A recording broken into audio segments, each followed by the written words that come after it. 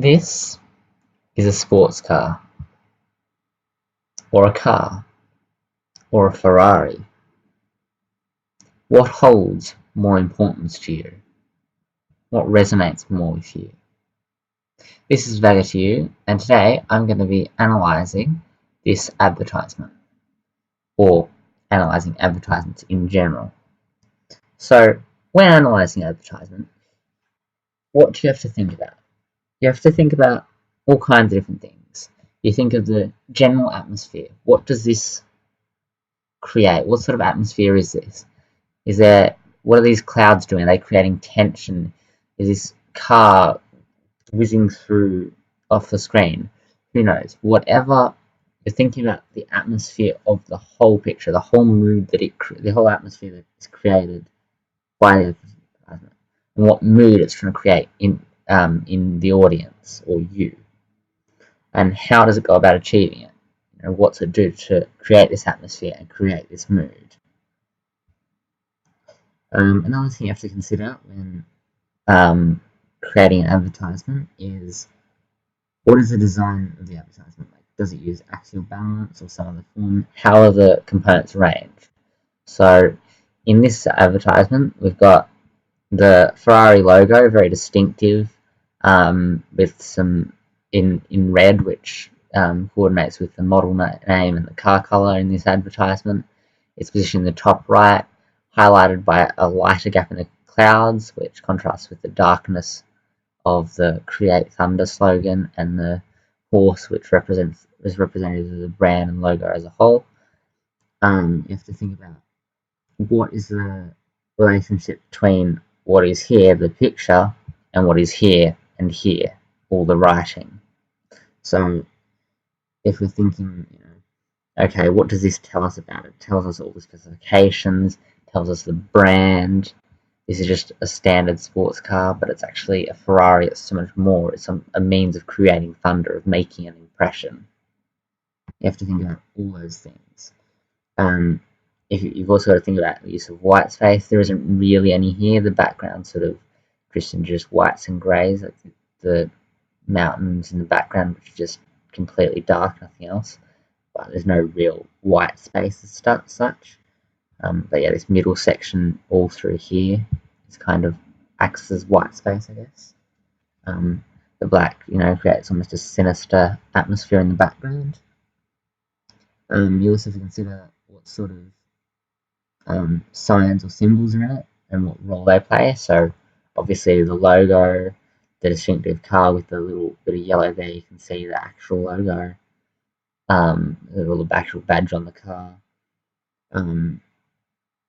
The horse, which again representative of Ferrari, also representative of power and strength, as an animal, and how that affects the impression and what it creates and what's the impact. You also have to consider if there are figures, which there aren't really in here. I think there might be a driver in there, but you can't actually see them. But yeah, discuss the impact of expressions, poses, hairstyles, whatever, of any people that are in the ad, but there's no one in this ad, so that's pretty much ignored. And you don't have to write about all of these in whatever essay or analysis you're writing up. You just have to consider them and choose what's most important, what's most relevant. We've also got to consider the background. So as I mentioned with the atmosphere, what is the background in a literal sense? What does it symbolize? What does it evoke? What does it do? Where is it set? What's the season, the time, year? And where is it? What's the significance? Like if there were the Rockies in the background, or if there was, I don't know, Uluru or something, what would be the impact of having those different backgrounds? Would they appeal more to different audiences from different geographic regions? How does this ad appeal to you? We also have to consider what action is taking place, or what's happening. So, like, what's the plot? So, if we think about it, this is pretty much, it's sort of signifying the car's heading on this road, which is more like a race circuit, and it's sort of heading off to the left. Looks like it's come from that track winding away. You can see it heading off at those hills, That's probably, and then the background probably sort of implies that it's come through the mountains and is still just powering through. So, what the impact of that is might be relevant. That might be the plot. Who really knows? You also have to think about what themes, like what's it about. So if the plot of the advertisement was like a man and a woman drinking, um, then the theme might have been jealousy, faithlessness, ambition, passion, whatever. Just look beyond what is actually there. So, is it the main thing that this is trying to convey, power, affluence because of the connotations of the brand, trying to make an impression upon someone or something, create, bolster one's reputation. You also have to consider language use, like does it try to provide information? So this sort of it's got the brand and model and all the specifications, and this phrase create thunder, which is not really necessary but evokes those impressions of thunder, of power, of something making an impact. You can see if it's trying to create an emotional response, or if it's trying to create just provide information, or is it trying to do both things? This is specifying that it's pretty much, as you can see, carbon fiber body, F1 traction control. These are specs of an F1 car that you'd have racing, but it's not. It's trying to appeal to you, to your sense of adventure, to your desire to increase your reputation. What else? You can also consider like what is being advertised, what role does it play in like society? Like, so how would this appeal to both an Australian audience or a US audience or someone in a third world country? So, if you're in Saudi Arabia, this might be almost a necessary thing to show that you're rich, show that you have made your money big off oil. Whereas in Australia or the US, it's sort of there's a broader market for it, but there's less desire to really show off as much. And there's other things I'd probably go for a McLaren if I was, after a car.